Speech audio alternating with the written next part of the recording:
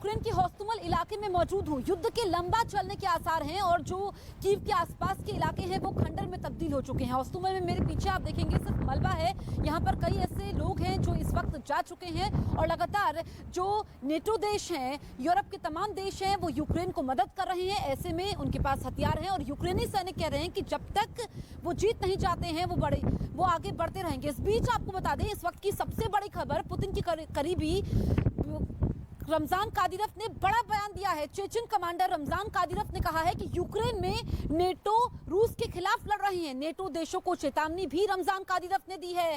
साथ ही ये भी कहा है कि जिस तरीके से हालात बने हुए हैं, लगातार नेटो देश यूक्रेन को हथियार पहुंचा रहे हैं और उन्होंने जर्मनी के चांसलर को मानसिक बीमारी से ग्रस्त बताया है। साथ ही उन्होंने पुतिन को एक सच्चा देशभक्त बताया है।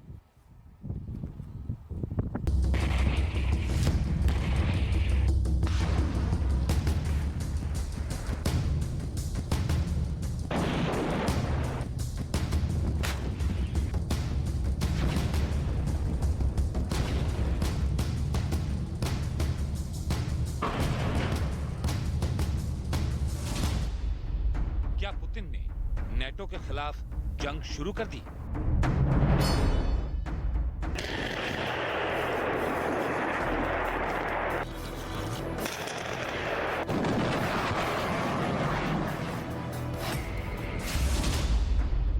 यूक्रेन पर निगाहें, नेटो पर निशाना।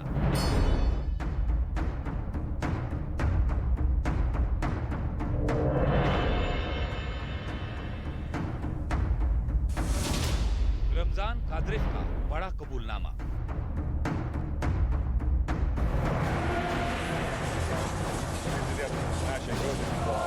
Мудрый, сильный, волевой политик, но зачем нам мир без России?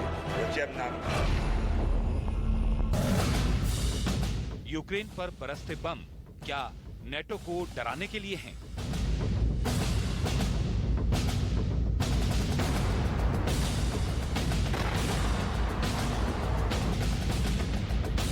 मिसाइल हमलों से खंडहर हो चुके यूक्रेन के शहर नेटो में खौफ पैदा करने के लिए है। राष्ट्रपति पुतिन एक तीर से दो निशाने साध रहे हैं। एक तरफ वो नेटो का बहाना बनाकर यूक्रेन को कमजोर कर रहे हैं, वहीं दूसरी तरफ नेटो को मैसेज दे रहे हैं कि अगर युद्ध बढ़ा तो उनका भी हाल यूक्रेन की तरह ही होगा। इस बात के संकेत पुतिन के करीबी चेचन कमांडर रमजान कादिरोव ने किया है।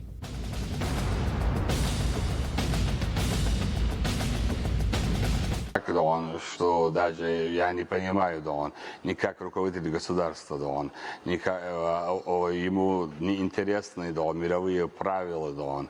И мы сегодня воюем не против Украины, против бандеровцев, да мы воюем против НАТО, да он. रमजान कादिरोव वो नाम जिसने यूक्रेन में तबाही की पटकथा लिखी। रमजान कादिरोव वो नाम जिसने पुतिन की शह पर यूक्रेन में बर्बरता की हदें पार की। रमजान कादिरोव वो नाम जिसके एक एक मोहरे ने हैवानियत की हदों को पार किया।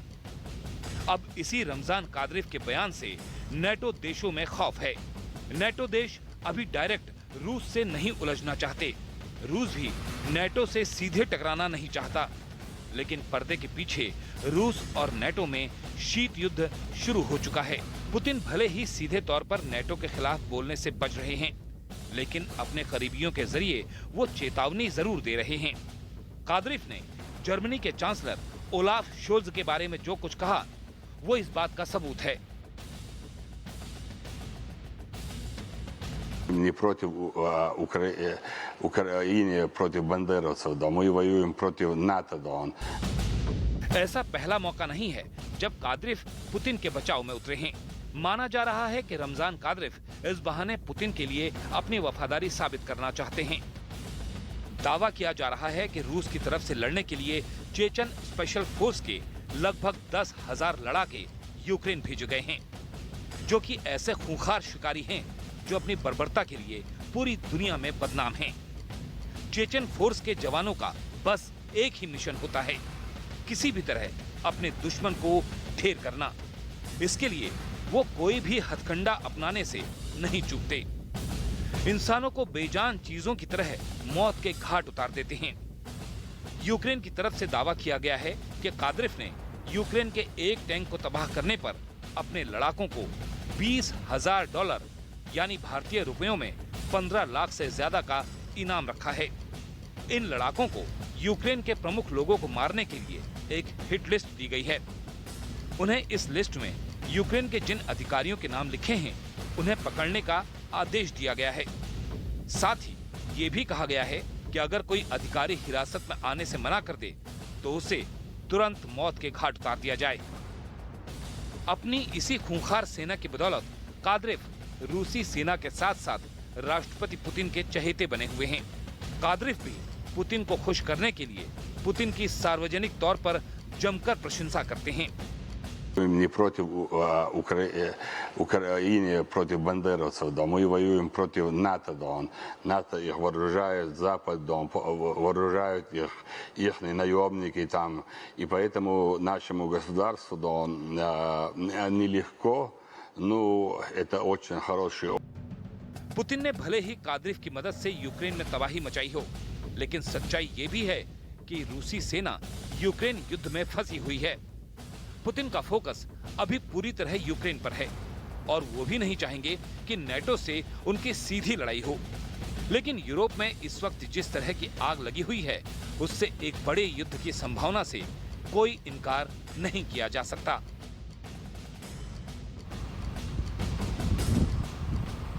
अब मैं आपको ओजेरा गांव से एक्सक्लूसिव रिपोर्ट दिखाती हूं जो कीव से लगभग 80 किलोमीटर की दूरी पर है।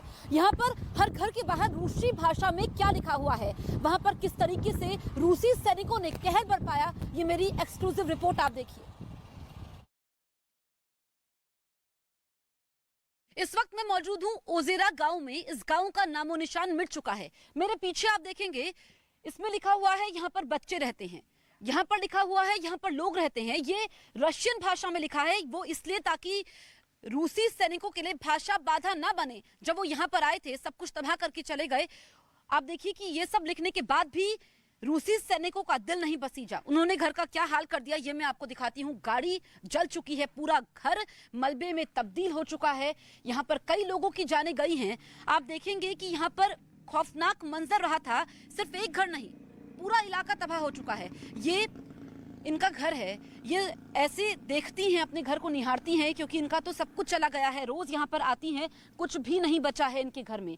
ये दास्ता बताती हैं। दरअसल जो ये पीछे, मेरे पीछे वाला ये घर है जहाँ पर मैं मौजूद हूँ, यहाँ पर भी बुजुर्ग रहते थे। और बताया जाता है कि जब फरवरी के अंत में रूसी सैनिकों ने यहाँ पर हमला किया तो कुछ महिलाएं यहाँ पर मौजूद थी और उन्होंने धमाकों की आवाज सुनी तो उनको हार्ट अटैक हो गया, उनकी जान चली गई। उसके बाद रूसी सैनिकों ने उनको यहीं पर दफना दिया। ये घर देखेंगे आप, यहाँ पर भी रूसी भाषा में लिखा हुआ है कि यहाँ पर लोग रहते हैं। उसके बावजूद रूसी सैनिकों ने यहाँ पर तांडव मचाया, आतंक मचाया, इस घर को भी बर्बाद कर दिया। ये हर घर की कहानी है। पीछे करम आप वो तस्वीरें दिखाइए, वो भी घर के बाहर लिखा हुआ है। क्योंकि जब यहाँ पर रूसी टैंक मौजूद थे, आर्टिलरीज मौजूद थी, उनकी बख्तरबंद गाड़ियां मौजूद थी। दरअसल ओजेरा को उन्होंने बेस बनाया हुआ था कीव को घेरने के लिए। कीव का ख्वाब तो रूसी सैनिकों के लिए अधूरा रह गया, लेकिन ओजेरा खत्म हो गया।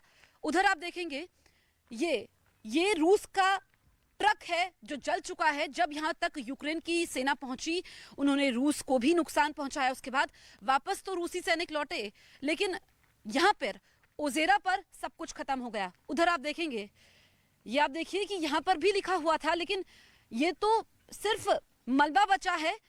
ये तस्वीरें देख करके अंदाजा लगा पाना मुश्किल है कि यहाँ पर क्या था।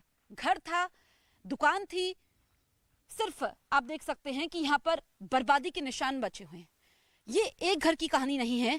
बताया जाता है कि यहाँ पर अनेकों लोगों की जान गई। एक नौजवानों को खासकर ज्यादा निशाना बनाया गया जब वो देखने पहुंचा शुरुआत में कि टैंक कैसा होता है। जब रूसी सेना यहाँ पर पहुंची तो उसको छोड़ा नहीं, गोली मार दी गई। कई लोगों को बंधक बनाए रखा, कई दिनों तक वो बंधक बनाए गए। किसी का बेटा चला गया, किसी की पत्नी चली गई, किसी का पिता चला गया। न जाने कितनी जिम्मेदारियों को छोड़ते हुए, कितने वादों को तोड़ते हुए वो अब इस दुनिया में नहीं है। यहाँ पर लोग बहुत कम बचे हैं और आते हैं, जब लौटे तो घर ही नहीं था। अब चलते हैं मेरी सहयोगी प्रीति के पास, जो मैप के जरिए कुछ और जानकारियां इस युद्ध से जुड़ी आपसे साझा करेंगी। प्रीति। जसप्रीत, आप तमाम जानकारियां दे रही हैं, लेकिन कुछ डेटा है जो बहुत जरूरी है शेयर करना रूस और यूक्रेन से जुड़ा हुआ, क्योंकि 85वां दिन है आज और रूस ने एक और जहां यूक्रेन के मारिउपोल समेत कुछ इलाकों पर कब्जे का दावा किया है, तो वहीं दूसरी तरफ कुछ इलाके ऐसे भी हैं जहां रूस को बैकफुट पर आना पड़ा है। रूस की सेना ने कीव पर कब्जे के लिए जोरदार हमले किए हैं और साथ ही आपको ये मैप के जरिए बताती हूं कि किस तरह के जो नुकसान है वो पहुंचाने की कोशिश रूस की तरफ से किए गए हैं। जोरदार हमले किए गए थे, लेकिन यूक्रेन की ओर से जबरदस्त पलटवार किया गया। रूस की सेना को इस मैप के जरिए समझिए आप, रूस की सेना को यहां से खाली हाथ लौटना पड़ा है। ये हिस्सा दिखा रही हूं मैं आपको, रूस कहां कहां फेल हुआ है। देखिए यहां शुरुआत में इस डॉनबास से करती हूं। डॉनबास वो इलाका जहां पर 80% इलाके पर इस वक्त रूस ने कब्जा होने का दावा किया है। उसके बाद खार्किव जहां पर आप देखिए बीते दिनों कितनी ज्यादा तबाही और बर्बादी का मंजर हमने देखा है। यहां से यूक्रेन ने रूसी सेना को खदेड़ा है, ये दावा यूक्रेन ने वीडियो जारी करके भी किया है। इसके अलावा कीव, देखिए कीव एक ऐसी जगह थी जहां पर रूस शुरू से ही चाह रहा था कि किसी तरह यूक्रेन की राजधानी कीव पर कब्जा कर लिया जाए, लेकिन ऐसा हो नहीं पाया और यहां पर भी कीव के लिए जो सेनाएं रूस ने भेजी थी वो फौज लौटी।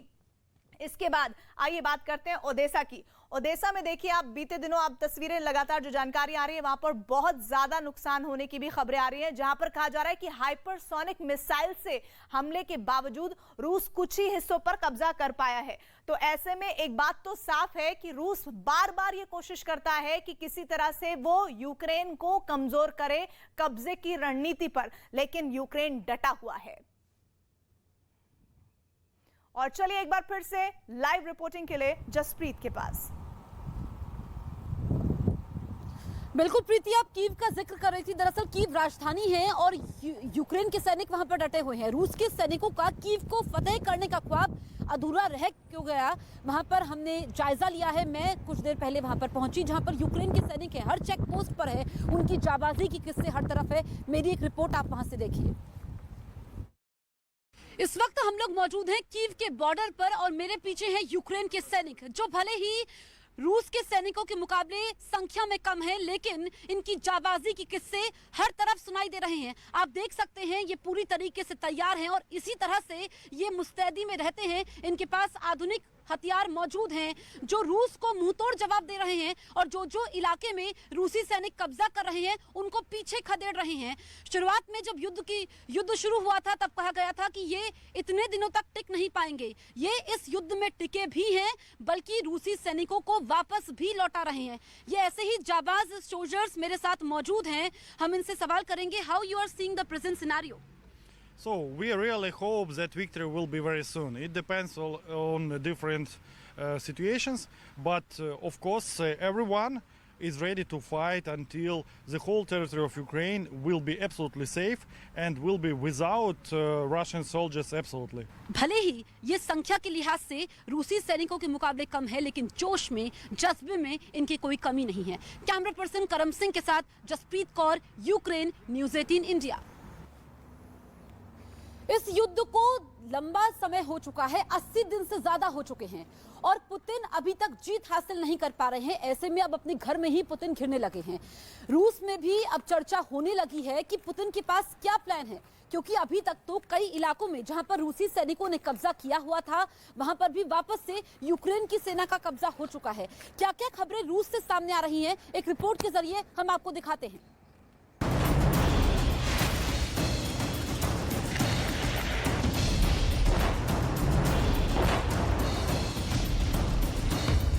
यूक्रेन पर हमला करके फंस गए पुतिन।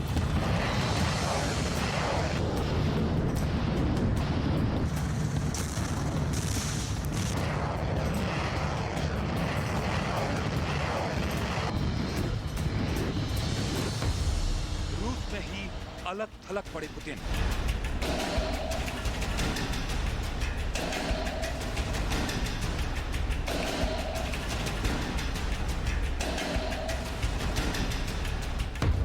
रूस में युद्ध का विरोध।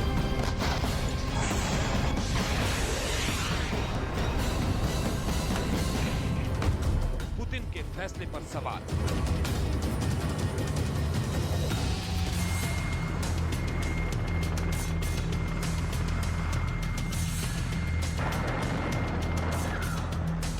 यूक्रेन पर रूस के ताबड़तोड़ हमले अब सिर्फ यूक्रेन के लिए ही नहीं, बल्कि रूस के राष्ट्रपति पुतिन के लिए भी मुसीबत बनते जा रहे हैं।